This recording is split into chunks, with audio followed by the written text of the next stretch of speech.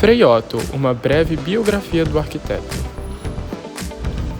Frei Otto foi um renomado arquiteto alemão conhecido por suas contribuições significativas para a arquitetura e engenharia modernas, especialmente no campo das estruturas leves e sustentáveis. Nasceu em 31 de maio de 1925 e faleceu dia 9 de março de 2015. Em seu início da carreira, Frei Otto estudou arquitetura em Berlim, mas sua formação foi interrompida devido à Segunda Guerra Mundial, durante a qual ele serviu na Força Aérea Alemã, retomando seus estudos somente após o fim da guerra. Uma das maiores contribuições de Frei Otto para a arquitetura foi seu pioneirismo no design de estruturas leves e textos. Ele desenvolveu técnicas inovadoras para projetar e construir estruturas usando materiais leves, como membranas tensionadas e cabos de aço. Suas pesquisas levaram ao desenvolvimento de estruturas como a Tenda Olímpica para os Jogos Olímpicos de Munique, em 1972, que se tornou um ícone da arquitetura moderna. É lembrado como um visionário na área da arquitetura e engenharia, cujo trabalho revolucionou a forma como pensamos sobre estruturas e edifícios, enfatizando a importância da leveza, da natureza e da sustentabilidade na prática arquitetônica. Suas ideias e técnicas continuam a ser estudadas e aplicadas por arquitetos e engenheiros em todo o mundo, e sua contribuição para a arquitetura moderna é amplamente reconhecida. Principais características de sua obra. A obra de Frei Otto é marcada por várias características distintivas que o tornaram um arquiteto inovador e influente na arquitetura moderna. Dentre elas são estruturas leves e têxteis. Ele explorou extensivamente o uso de membranas tensionadas, cabos de aço e outros materiais leves para criar estruturas impressionantes que parecem flutuar no espaço, lembrando tendas, pavilhões e cascas leves. Inspiração na natureza.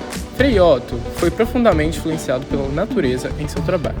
Ele estudou padrões naturais, como a forma como as folhas se unem, a estrutura de bolhas de sabão e a anatomia de esqueletos, para aplicar princípios naturais à sua arquitetura. Isso resultou em formas orgânicas e eficazes em suas criações. Sustentabilidade. Frei era um defensor da arquitetura sustentável, décadas antes de se tornar um conceito predominante na profissão. Suas estruturas eram frequentemente projetadas com eficiência energética e uso consciente de materiais, minimizando o impacto ambiental. Abordagem interdisciplinar. Sua obra transcende fronteiras disciplinares, colaborando frequentemente com engenheiros, biólogos e outros profissionais para realizar projetos complexos. Essa abordagem interdisciplinar ajudou a expandir os horizontes da arquitetura e da engenharia. Forma e função integradas. Frei Otto acreditava na integração harmoniosa entre forma e função em seus projetos. Sua estrutura não apenas era visualmente impressionante, mas também desempenhava funções práticas, como abrigar eventos, exposições e atividades esportivas. Linha do tempo com principais obras. Aqui está uma linha do tempo com algumas das principais obras de Frei Otto ao longo de sua carreira. Em 1963, temos o pavilhão desenhado para a International Garden Exhibition em Hamburgo. Destacou-se pela maneira como incorporou princípios da natureza em seu design. Otto se inspirou na morfologia das bolhas de sabão e na estrutura de tensão superficial da água para criar uma sustentação que explorava eficiência estrutural e economia de materiais. Em 1967, temos o pavilhão da Expo 67 em Montreal. Possui uma cobertura ampla e aberta que se assemelhava a uma série de bolhas interconectadas, dando uma aparência orgânica e futurista para a estrutura, característica distintiva que atraiu a atenção mundial para estruturas tensionadas. No mesmo ano, temos o Institute of Lightweight Structures na Universidade de Stuttgart, em Weimar, e é notável por sua cobertura suspensa, uso inovador de materiais leves e ênfase na luz natural, destacando o compromisso de Frei Otto com a pesquisa interdisciplinar e o design sustentável. De 1970 a 1975, temos o Multi-Rail em Mannheim, que foi projetado por essa grande arena encoberta que apresenta uma estrutura tensionada de membranas e aço, inspirada na natureza e notável por sua flexibilidade de uso e abordagem sustentável. Embora tenha sido desmontada em 1997, sua influência na arquitetura experimental e no design sustentável perdura. Em 1972, temos a Vila Olímpica de Munique, que é notável por seu design orgânico, uso de materiais leves e eficiência energética. Após os Jogos Olímpicos, ela foi adaptada para uso residencial e comercial, destacando sua versatilidade e compromisso com a sustentabilidade. Em 1977, temos guarda-chuvas desenhados para a turnê da banda Pink Floyd, nos Estados Unidos. Eles eram armazenados abaixo do palco e colocados no chão, abrindo em diferentes alturas para criar um campo de guarda-chuvas sobrepostos. De 1979 a 1980, temos o Aviário do Zoológico de Munique, que é uma estrutura transparente que permite a interação próxima com as aves, enquanto se integra harmoniosamente à paisagem circundante. Em 1980, temos o Diplomatic Club Heart End em Riad, utilizada para recepções e banquetes, e a tenda possui isolamentos e revestimentos de azulejos, criado por Bettina Otto, filha de Frei Otto. Em 2000, temos o pavilhão japonês da Expo 2000. Trabalhou em colaboração com o arquiteto Shigeru Ban. O pavilhão é conhecido por sua combinação de design inovador e uso criativo de materiais. A estrutura apresentava uma série de tubos de papelão que sustentavam uma cobertura tensionada, incorporando os princípios de eficiência estrutural de Frei Otto. A tenda olímpica para os Jogos Olímpicos de Munique, projetada por Frei Otto, é um exemplo icônico de sua estrutura de membrana tensionada e é amplamente reconhecida por sua inovação estrutural. Sua característica mais proeminente é a cobertura em forma de tenda, composta por uma grande membrana tensionada. A membrana tensionada ela é um material flexível, como tecido ou plástico, que é tensionado por cabos ou elementos estruturais, criando uma superfície curva e esticada. Isso permite que a estrutura seja suportada sem a necessidade de pilares ou colunas internas, criando um espaço interno aberto e expansivo. A forma da tenda olímpica é altamente complexa, composta por uma série de picos irregulares interligados.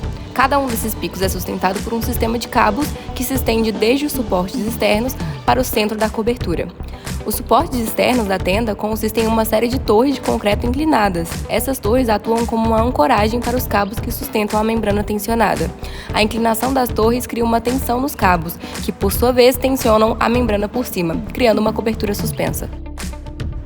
Uma das inovações notáveis é a eficiência de materiais. Frei Otto projetou a estrutura para ser o mais leve possível, usando materiais como tecido de poliéster revestido de PVC para a membrana.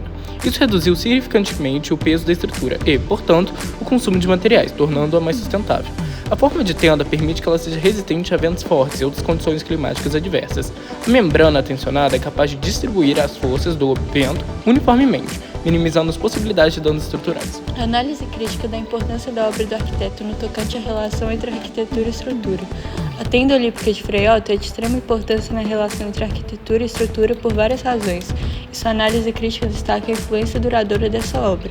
A tenda de Munique representou uma verdadeira revolução na forma como arquitetos e engenheiros pensavam sobre estruturas arquitetônicas. Ao utilizar uma membrana tensionada como elemento estrutural principal, Frei Otto quebrou paradigmas tradicionais que dependiam de pilares e vigas para suportar edifícios. Isso abriu caminho para uma abordagem mais leve e flexível na construção. Ela influenciou uma geração de arquitetos e engenheiros, muitos dos quais continuaram a explorar e aprimorar o uso de membranas tensionadas e estruturas leves em seus projetos. Isso é evidente em uma ampla gama de edifícios contemporâneos, desde estádios esportivos até pavilhões de exposições. Serviu não apenas como uma estrutura funcional para abrigar eventos esportivos, mas também cativou visualmente as pessoas. Ela demonstrou que a estética e a funcionalidade podem ser integradas de formas harmoniosas na arquitetura contemporânea. Isso inspirou arquitetos a buscar designs que não apenas funcionassem bem, mas também sejam visualmente atraentes. A estrutura leve da tenda também destaca a importância da flexibilidade e adaptabilidade na arquitetura. Sua capacidade de se ajustar a diferentes usos e eventos esportivos ilustra como a arquitetura pode atender a múltiplas necessidades ao longo do tempo, sem necessidade de grandes reformas. Em resumo, a tenda olímpica de Frei Otto desempenhou um papel transformador na relação entre arquitetura e estrutura. Ela desafiou as convenções estruturais, promoveu a eficiência de materiais, integrou estética e funcionalidade e deixou um legado duradouro que continua a inspirar a arquitetura contemporânea. Sua importância vai além da sua função inicial como local para eventos esportivos, pois ela influenciou a forma como pensamos sobre a arquitetura e a engenharia, promovendo a inovação e a sustentabilidade.